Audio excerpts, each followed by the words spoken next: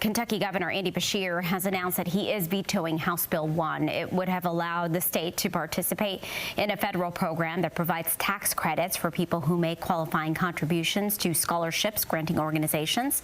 And those scholarships could cover private or charter schools. Supporters say that it would give Kentucky families more choices over their child's education, while opponents fear that it would drop enrollment at public schools, which would in turn lose funding.